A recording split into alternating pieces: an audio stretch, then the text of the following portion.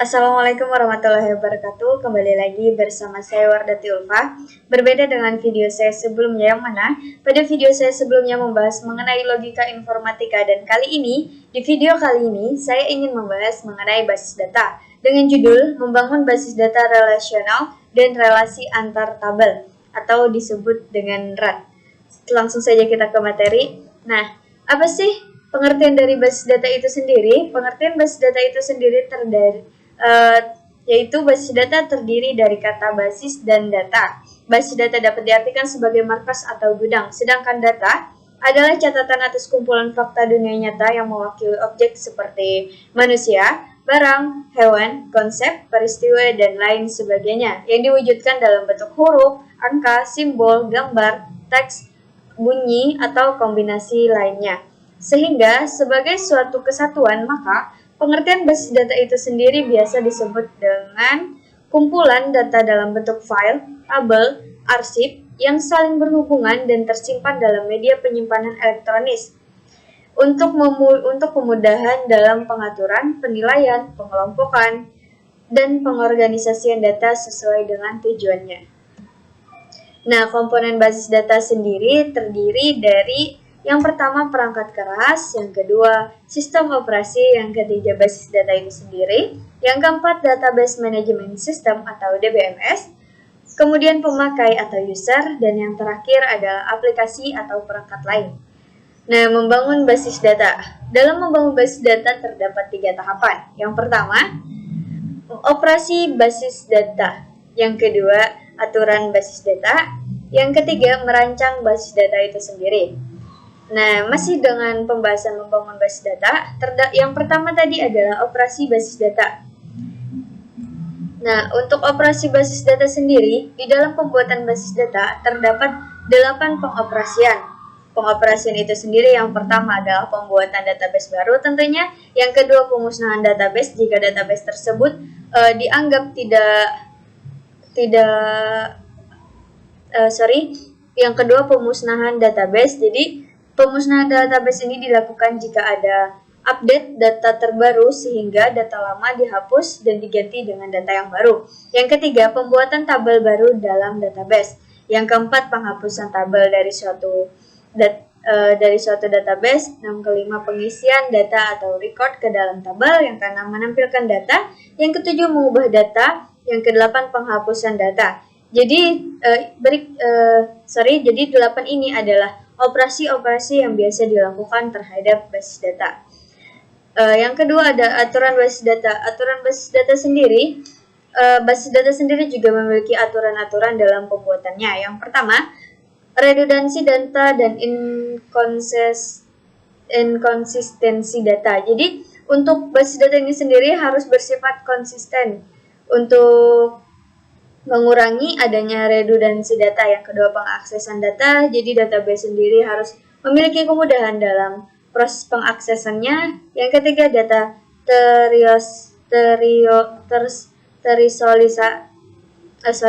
terisolasi untuk standarisasi. Jadi data ini sendiri juga harus memiliki standar. Yang keempat, masalah keamanan atau security. Jadi database ini sendiri juga harus mementingkan sebuah keamanan dari sistemnya sendiri. Yang kelima, banyak pemakai atau multi-user. Jadi basis data sendiri dirancang untuk dipakai oleh banyak orang sehingga memudahkan dalam penyimpanan. Selanjutnya ada domain integrity, integrity entity, dan integrity referential. Selanjutnya, manfaat basis data. Nah, manfaat basis data diantaranya kecepatan dan kemudahan. Jadi basis data sendiri bisa membantu kita dalam mengakses sebuah data dengan cepat dan mudah. Sehingga yang kedua, efisiensi ruang penyimpanan. Karena adanya kecepatan itu sendiri, kita akan terbantu dalam proses penyimpanan sebuah data. Dan yang ketiga, keakuratan. Karena biasanya pembuatan basis data sendiri atau database haruslah sangat akurat sehingga akan meminimalisir terjadinya masalah. Yang keempat, ketersediaan, sehingga basis data sendiri memiliki tersedia banyak informasi yang diperlukan pada suatu sistem tertentu. Yang kelima, kelengkapan, dan basis data ini sendiri juga harus lengkap sehingga kembali lagi ke nomor 3 sehingga data tersebut sangat akurat. Dan yang keenam, keamanan. Nah, untuk basis data sendiri karena ini adalah sangat lengkap sehingga keamanannya pun akan jauh lebih aman. Selanjutnya, relasi antar tabel atau biasa disingkat dengan RAT. Pengertian relasi antar tabel adalah hubungan antara tabel yang merepresentasikan hubungan antar objek di dunia nyata. Relasi merupakan hubungan yang terjadi pada suatu tabel dengan lainnya yang merepresentasikan hubungan antar objek di dunia nyata dan berfungsi untuk mengatur operasi suatu database. Nah, macam-macam relasi. Relasi di sini terbagi menjadi 3. Yang pertama, relasi one-to-one. Sesuai dengan namanya, relasi one-to-one adalah relasi di mana setiap satu baris data pada tabel 1 hanya berhubungan dengan satu baris data pada tabel 2. Jadi antara satu tabel dengan tabel yang lainnya hanya memiliki relasi 1 dan 1. Selanjutnya, yang kedua adalah relasi one-to-many. Relasi one-to-many adalah relasi yang mana setiap baris dari tabel pertama dapat dihubungkan dengan satu baris ataupun lebih dari tabel kedua. Artinya, baris dari tabel pertama dapat mencakup banyak data pada tabel kedua, tetapi tidak untuk sebaliknya. Selanjutnya untuk relasi many-to-many. Relasi many-to-many adalah keadaan di mana suatu baris dari tabel 1 dapat berhubungan dengan tabel kedua dan satu baris dari tabel kedua dapat berhubungan dengan banyak baris dari tabel pertama. Artinya, kedua tabel masing-masing dapat mengakses banyak dari tiap tabel yang lainnya, sesuai dengan namanya yaitu relasi many-to-many. Selanjutnya terdapat konsep merancang IRD. Nah, di dalam RAT itu sendiri terdapat konsep merancang IRD. Dan konsep merancang IRD ini terdiri dari 2. Yang pertama, konseptual data model. Nah, konseptual data model merupakan model yang dibuat berdasarkan anggapan bahwa dunia nyata terdiri dari koleksi objek-objek dasar yang dinamakan entitas atau entity serta hubungan relationship antara entitas-entitas itu. Biasanya direpresentasikan dalam bentuk entity relationship diagram atau disebut dengan IRD.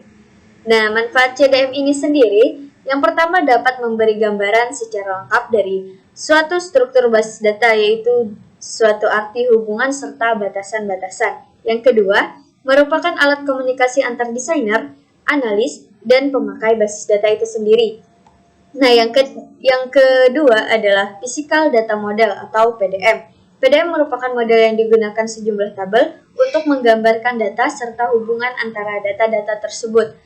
Setiap tabel mempunyai jumlah kolom di mana setiap kolom memiliki nama yang unik. Dan tipe data PDM bersifat lebih khusus dan spesifik. Perancangan PDM merupakan representasi fisik atau sebenarnya dari sebuah database.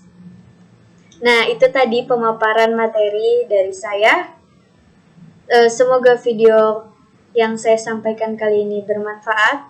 Teman-teman bisa membantu channel saya dengan klik tombol like di bawah video ini dan juga subscribe channel ini. Dan jika video ini bermanfaat, teman-teman bisa share video ini sebanyak-banyaknya.